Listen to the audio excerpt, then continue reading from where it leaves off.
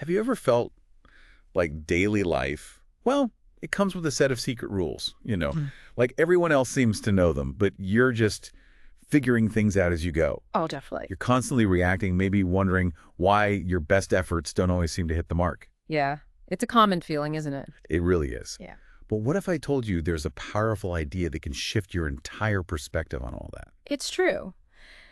What we're diving into today is this profound concept that almost everything we do, from, navigating a job to building relationships, can actually be viewed as a strategic game. A game. Yeah, not like Monopoly, obviously. It's more about the underlying principles of interaction that fields like game theory explore. And what's really fascinating is how our own inner psychology, our stuff, dramatically influences not just how we play these games, Uh-huh. but if we even choose to enter certain ones in the first place. Exactly. And for this deep dive, we're pulling insights from some incredible thinkers. People like the strategist Seth Godin, philosophers like Ryan Holiday, and other great minds too. We're sort of synthesizing their ideas into a hopefully practical framework for more intentional living. Right. Our mission today really is to help you, the listener, understand the fundamental mechanics of human interaction better. We want to help you spot those unconscious patterns that often hold us back so you can make more deliberate choices about where you invest your energy and your attention. Makes sense. Totally. Yeah. So how do we start seeing life through this lens? Where do we begin? Well, let's kick things off with Seth Godin's core idea. There are games in every strategy. Okay. Now, he's not just talking about board games or sports here, like I said. Godin argues that games are these fundamental structures governing how we interact, even in the most serious areas of life. It's about seeing those underlying dynamics. So what makes something a game, in his view? Good question. Godin breaks down every game into 6 essential elements, and honestly, once you see them, they're everywhere. First, you have the players, right? Everyone involved. Obvious enough. Then there are the rules. And these can be explicit, like a company policy, or unspoken, like an office norm everyone just seems to get. The unwritten rules. Always tricky. Aren't they just? Then there's always scarcity, not enough of something for everyone, whether it's promotions, attention, resources, Right. and of course choices, the decisions you make within those rules and scarcity. You get feedback loop signals that tell you if you're doing well or not, maybe a performance review or just a subtle reaction. Okay. And finally, there are the outcomes. What happens as a result of all that playing? It's interesting how just reframing something like a project or Yeah. even a tough conversation as a game Mm-hmm. can kind of help depersonalize it. Exactly. It lets you be more flexible in your approach. I mean, think about it. Really smart people have studied games to understand everything from nuclear proliferation and public health strategies to, how to win at poker. We can learn a lot from that mindset. So what are some of those core truths Godin points out about these games? Well, there are quite a few, and they're really illuminating. For instance, you don't actually have to enjoy the game for it to still be a game. Huh. Okay. And maybe even more importantly, whether you realize it or not, you are playing a game. Seeing it clearly just helps you play it better. Or maybe choose not to play. That feels so true, doesn't it? Yeah. And Godin also points out that the outcome often has very little to do with how much you want to win. We've all been there, right? Absolutely. But what really stands out to me is his observation that everyone playing the game sees it differently. That feels huge. It is huge. And it connects to other points he makes. Like, some games are easy to quit. Others feel like they're forever. And critically, not all players follow the same rules or even have the same goals, even when they're technically in the same game. That explains so much workplace confusion, doesn't it? It really does. And that idea that everyone sees it differently is key. It links to another critical insight from Godin. No game stays the same for long because playing the game changes the game. So you can't just rely on what worked last time. Precisely. Rigid strategies are almost always doomed in the long run. If you're stuck in a business model that worked 5 years ago, but the market's moved on, you're playing yesterday's game. It forces constant adaptation. And he also says something about fairness. Yeah, he reminds us that most games aren't fair, and some cannot even be won. Now, that's not meant to be cynical. It's a vital strategic truth. If you realize you're in a rigged game, the real insight isn't just to play harder.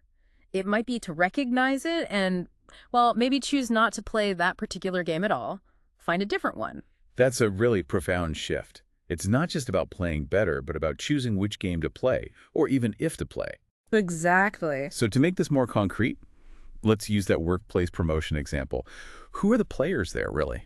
Good question. Well, it's you, obviously, but also your direct competitors, your manager, their supervisor, probably HR, maybe even influential colleagues who have the manager's ear. Lots of players. Right. And the rules? You've got the explicit company policies on promotions, sure, but then there are all those unspoken norms Hmm. about communication style, how you navigate office politics, who you build relationships with. Okay. And the scarcity is pretty clear. Limited positions, limited attention from the decision makers. Definitely. Your choices then range from, tactical stuff like which projects you focus on to more strategic decisions about how you position yourself, who you align with. And the feedback loops. Yeah.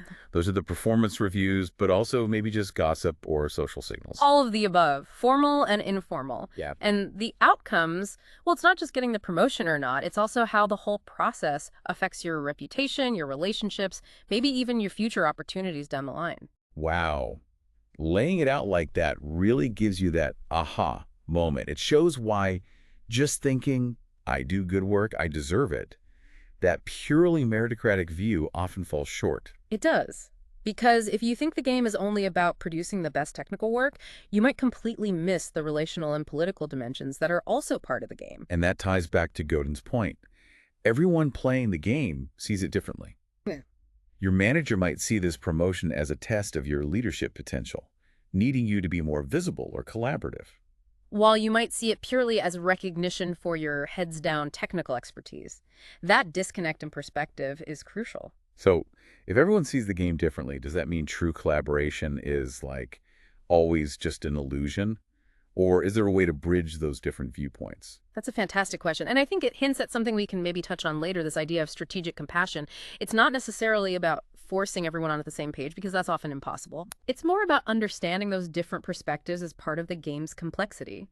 We can't force others to see things our way, but we can definitely play more effectively when we understand their likely goals, or at least acknowledge they might be playing for different stakes than we are. And because, as you said, no game stays the same for long. Exactly, because playing it changes it. It just underscores the need for strategic flexibility. Any rigid strategy based purely on past experience is bound to fail eventually when the rules, players, or goals shift. We need to be adaptive, not just reactive. Okay, that framework is really helpful. But now let's connect this strategic thinking to, well, ourselves, our inner world. Yes. This is where Ryan Holiday's work brings in a critical psychological foundation. He makes this really profound distinction for our strategic choices. The difference between shame and guilt. Shame and guilt, they sound similar, but you're saying they're very different. Profoundly different in their impact. Guilt is feeling bad about your actions. I did something wrong. It can actually be productive. It can motivate us to apologize or make amends. Okay. But shame is feeling bad about your identity. It's that feeling of, I am wrong, or I am defective. That shift from action to identity is critical. Why? How does that affect strategy? Because shame acts like an invisible barrier. It constrains our strategic thinking without us even realizing it. For example, if you carry shame about, say, your communication style maybe feeling you're awkward or not smooth enough, you might unconsciously avoid networking opportunities even if they're vital for your career game. Or if you feel ashamed of your creative impulses, maybe because they were dismissed when you were younger, you might automatically dismiss innovative solutions that could actually be breakthroughs.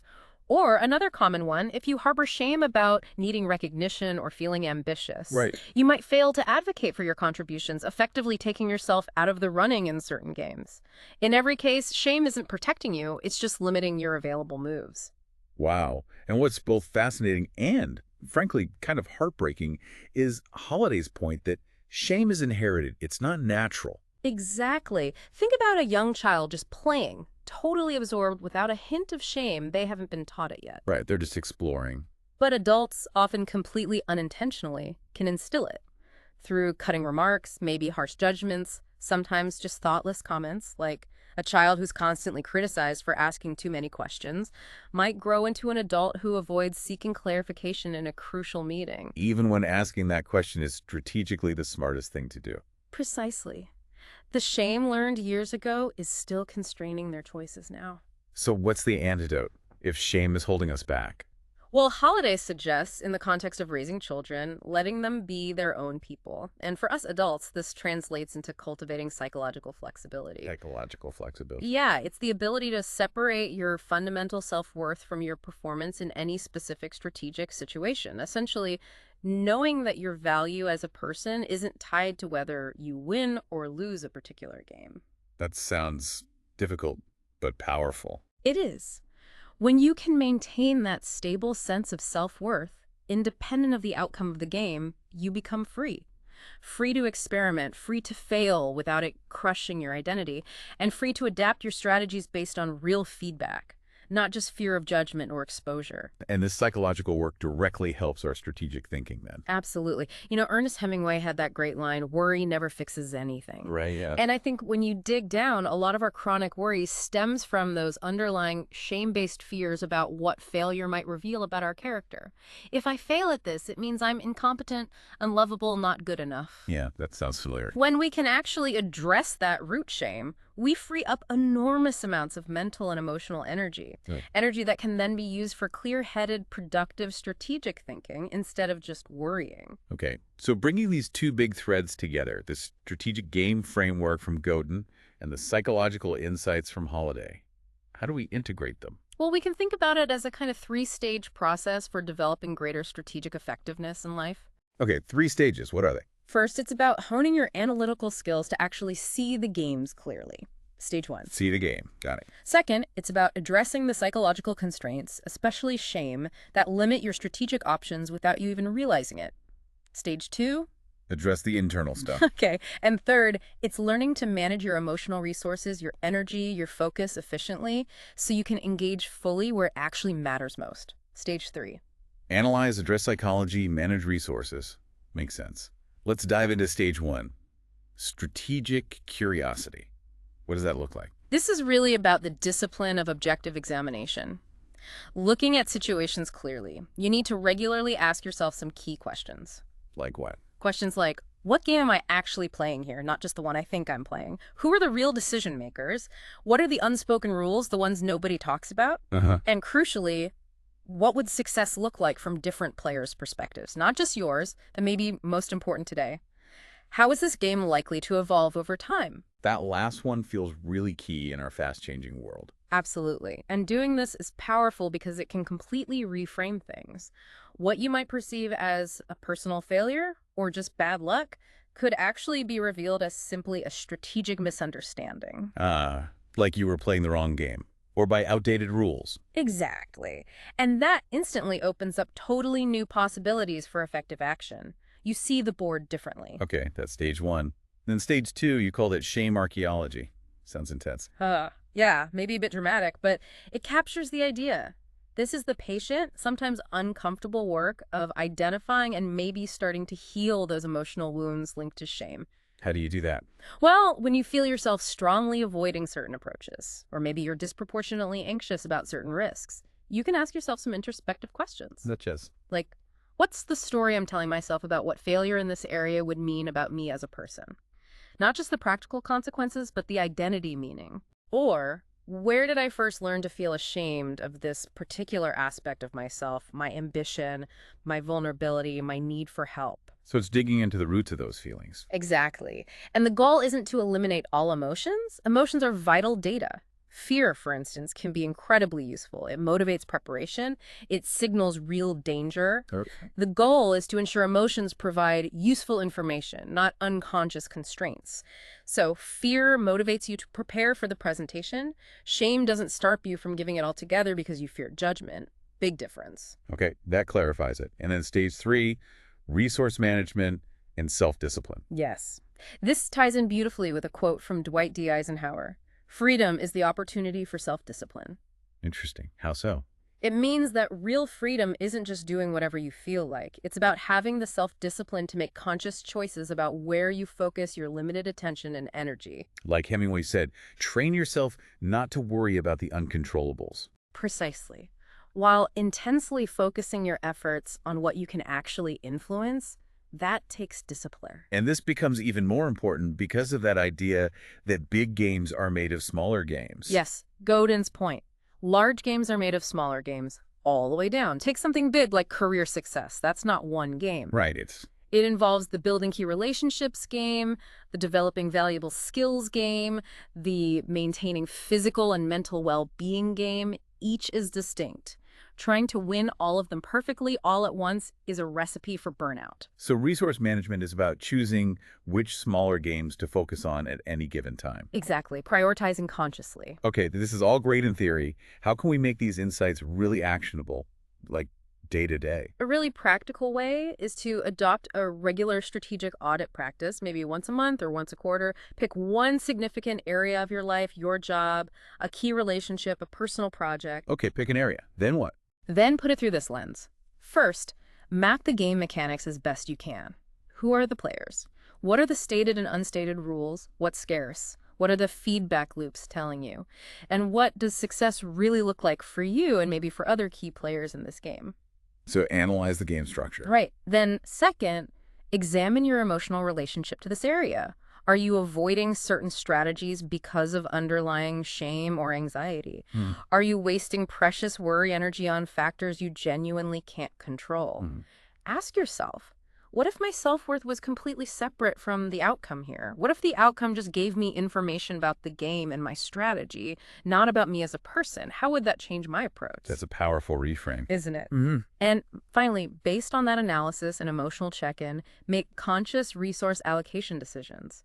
How much mental and emotional energy does this area truly deserve right now, given everything else on your plate? And approach it differently. Maybe approach it with genuine curiosity, like a scientist running an experiment, rather than anxious attachment to one specific outcome.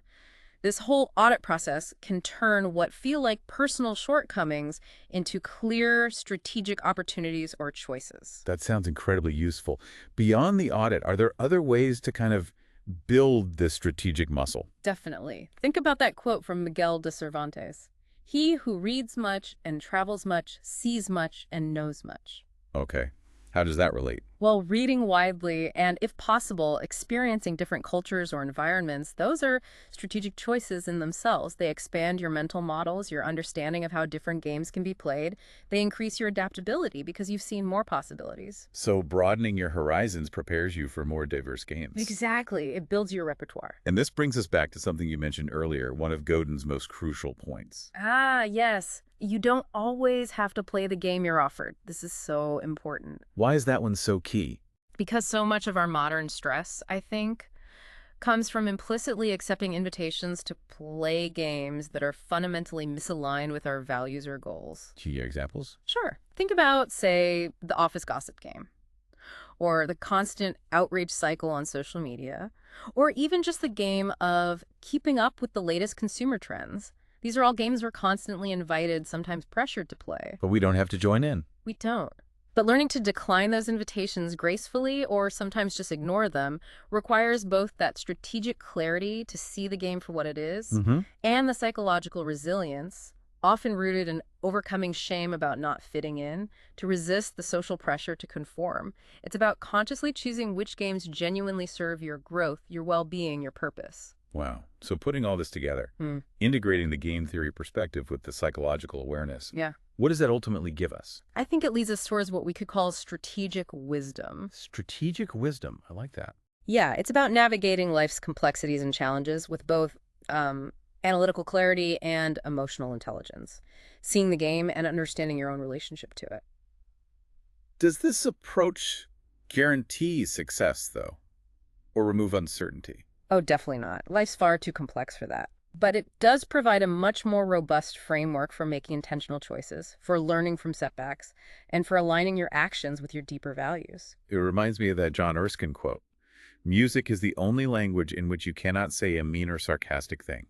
That's beautiful. How do you see it connecting? Well, it suggests that some really important areas of life, maybe deep love or pure creativity or selfless service, they kind of transcend these strategic calculations, don't they? I think that's absolutely right. The goal isn't to reduce all human experience down to strategic mechanics. That would be terribly impoverished. So the goal is? The goal is maybe to develop the clarity and the inner freedom to choose when it's appropriate and helpful to engage strategically, and when it's time to operate from other, perhaps deeper values like compassion or presence or just playfulness. There's this anonymous piece of wisdom that really hit me when I came across it that goes, we waste years from our lives because we are unable to waste hours. Ooh, that's profound.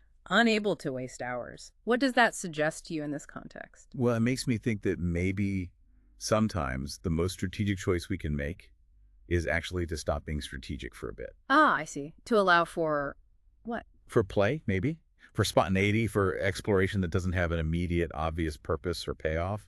Just wasting an hour doodling or walking aimlessly or having a conversation with no agenda. That sounds like meta-strategic wisdom. Meta-strategic. Yeah, like the wisdom above the strategy. Choosing not just how to play the various games of life, but when and whether to play them at all. Knowing when to step off the game board entirely for a while. I really like that framing. It feels less pressured. It should. And ultimately, perhaps the ultimate game, if we can even call it that, might just be figuring out how to be truly yourself, authentically, while also genuinely caring about and connecting with others. That sounds like a game worth playing. Doesn't it? And this idea of strategic compassion, being kind and understanding towards ourselves with all our imperfections and learned shame, and towards others, recognizing they're likely playing their own complex games with their own hidden struggles, that feels essential. So it ensures our choices reflect our deepest values. Not just our unconscious patterns or competitive instincts. And maybe that kind of game, built on self-awareness and compassion, is one where ultimately everyone can genuinely win. It might just be the most rewarding game of all.